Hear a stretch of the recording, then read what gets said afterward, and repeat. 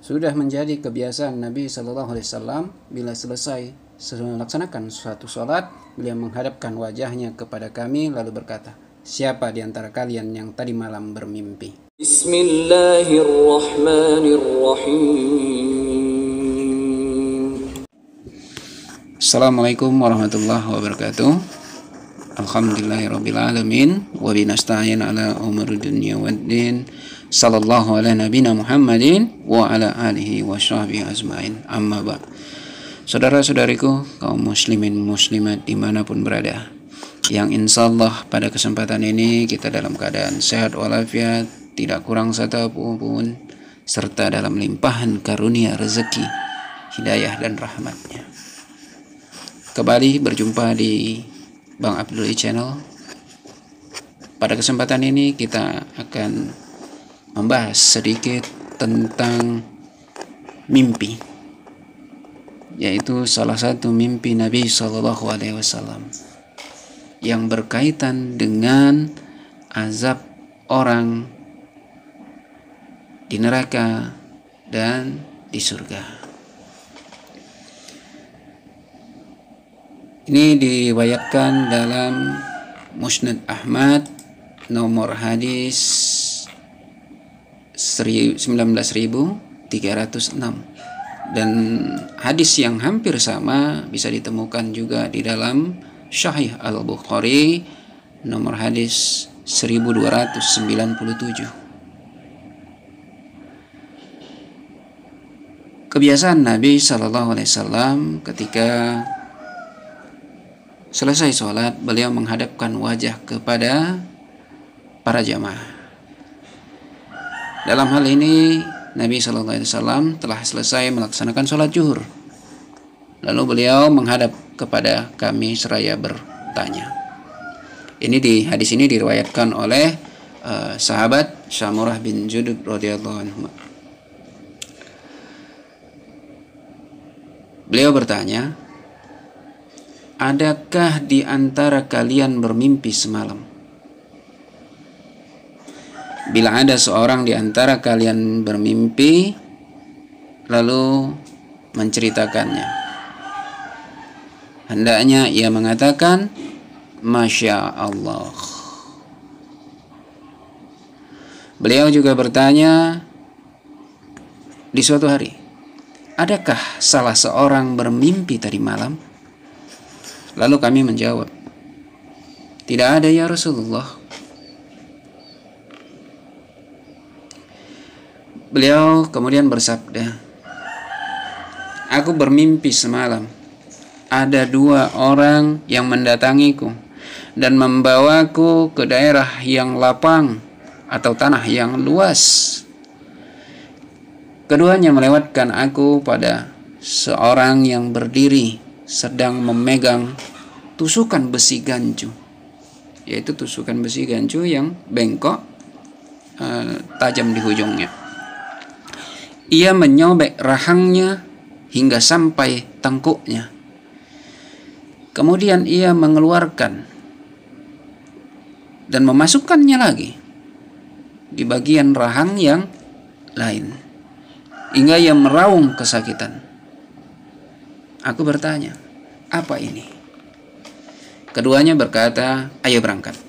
Aku pun beranjak bersama keduanya. Lalu ada seseorang yang terbelenggu di tengkuknya, dan seorang berdiri memegang batu besar. Lalu laki-laki itu menimpukkan ke kepala orang yang dibelenggu hingga kepalanya pecah. Batu itu pun menggelinding. Ketika laki-laki itu hendak mengambil batunya, tiba-tiba kepala orang yang pecah tadi kembali sedia kala. Lalu orang itu kembali melakukan hal itu terus menerus. Aku bertanya, apa ini? Keduanya mengatakan, ayo berangkat. Aku pun mengikuti mereka. Lalu kami melewati sebuah tungku besar, yaitu tungku dapur, yang di atasnya sempit sedangkan di bawahnya sangat luas. yaitu bentuknya seperti mengerucut. Di bawahnya terdapat api yang menyala-nyala. Ternyata dalam tungku tersebut penuh dengan lelaki dan perempuan telanjang. Bila api dinyalakan, mereka pun menjerit-jerit hingga hampir keluar. Apabila api itu padam, maka mereka kembali ke dalamnya. Aku bertanya, apa ini? Keduanya berkata, ayo berangkat. Aku pun beranjak pergi hingga melewati sungai darah. Dan seorang laki-laki berenang di dalamnya.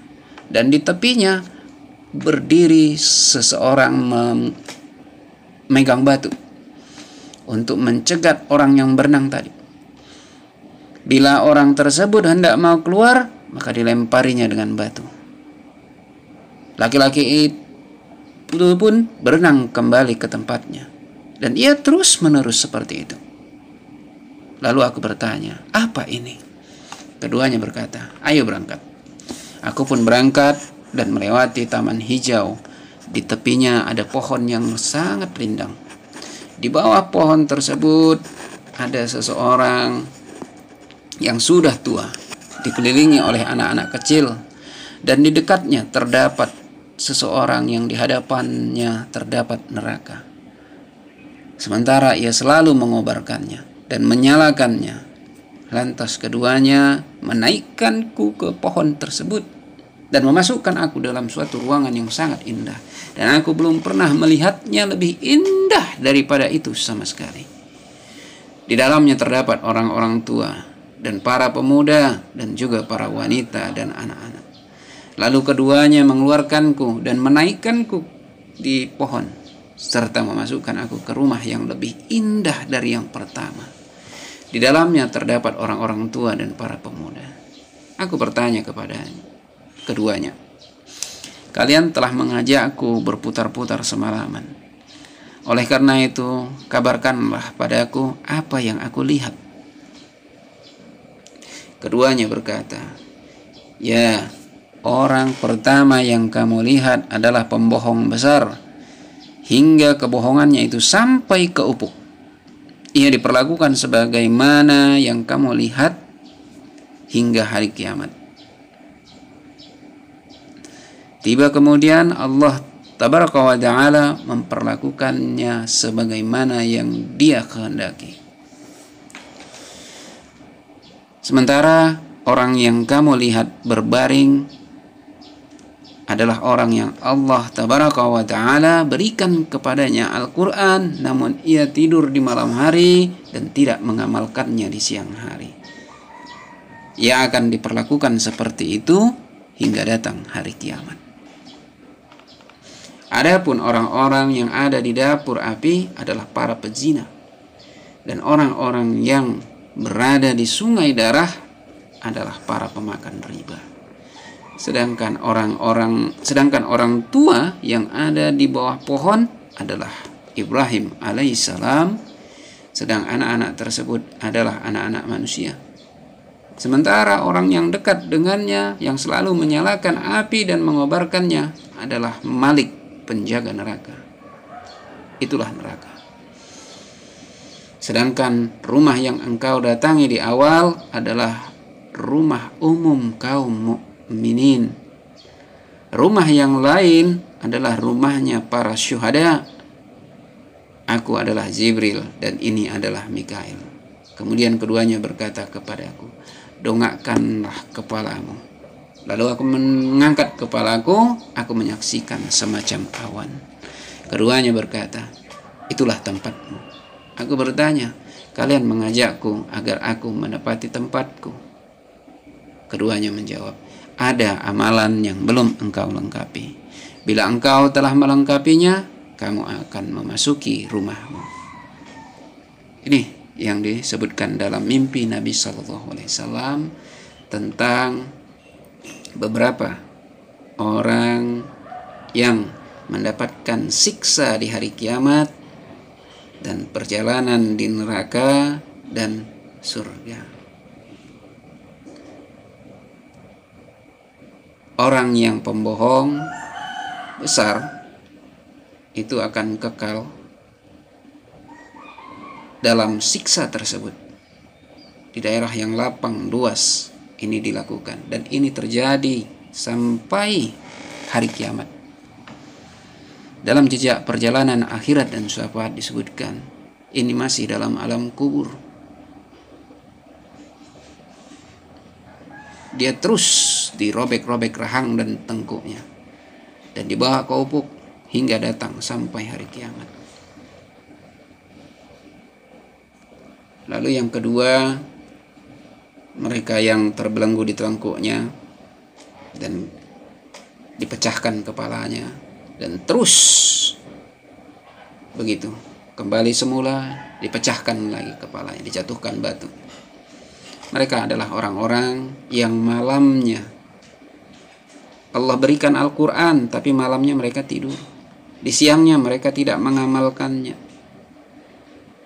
Hati-hati buat kita yang memiliki ilmu, yang Allah titipkan ilmu Al-Quran tapi tidak mengamalkannya, dan malam kita tidak membacanya.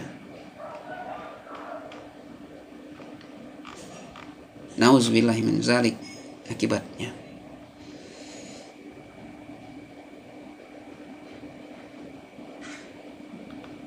Dan juga bagaimana Nabi diperlihatkan tentang orang yang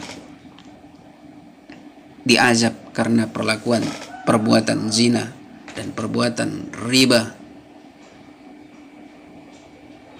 Sungguh kontras dengan balasan bagi orang-orang mukmin, orang-orang yang syahid. Semoga kita termasuk orang-orang yang dimudahkan ketika di hari hisab, dijauhkan dari fitnah hari kiamat, dan kita dimasukkan ke dalam rumahnya orang-orang mukmin, para syahid dan para orang-orang yang dimuliakan Allah. Amin ya rabbal alamin. Mungkin ini sedikit bercerita tentang hikmah mimpi Nabi SAW. Walaupun mimpi ini adalah wahyu, karena mimpi adalah wahyu, di mana mimpi juga mengawali daripada turunnya Al-Quran. Sebelum Nabi SAW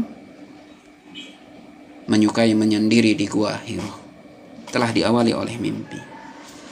Dan kita umat Islam di akhir zaman, mimpi juga bisa menjadi wahyu, mimpi juga bisa menjadi nubuah, karena itu adalah salah satu dari 46 kenabian. Mimpi yang baik itulah nubuah Nabi Sallallahu Alaihi Wasallam. Makanya ketika bermimpi yang baik, maka itu datangnya dari Allah. Sedangkan mimpi yang buruk itu datangnya dari syaitan. Maka ketika kita tidak menyukai mimpi, maka ludahkan ketika bangun, ludahkan ke kiri, mohon ampun kepada Allah. Disunahkan lebih lanjutnya, ambil wudhu dan sholat 2 rakaat, dan jangan ceritakan kepada siapapun. Mimpi yang buruk adalah ujian bagi orang mukmin. Sedangkan mimpi yang baik itu adalah petunjuk dari Allah kepada orang-orang mukmin.